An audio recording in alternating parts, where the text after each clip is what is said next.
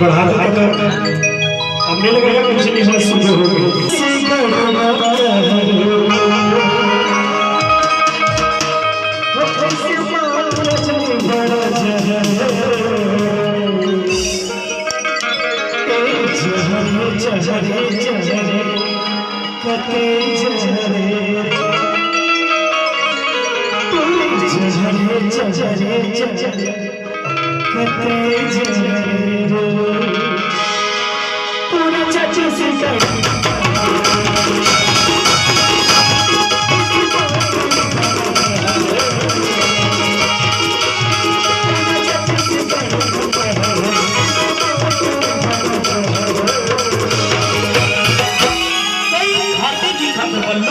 दबा दिया जाए।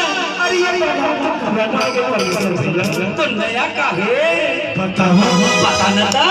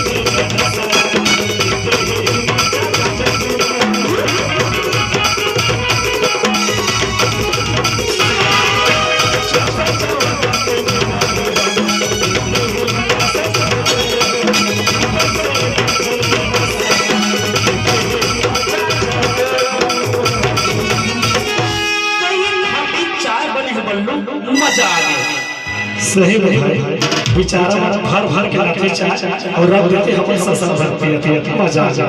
लेकिन परमेश्वर भैया चाय पे खाती पी से लेकिन तारीफ खाती नहीं करे तब कैसे कर देता वो तो घर का तेल वाला हम नहीं दे वो चाय लगा दीदी बाबू अब चाय से पेट ज्यादा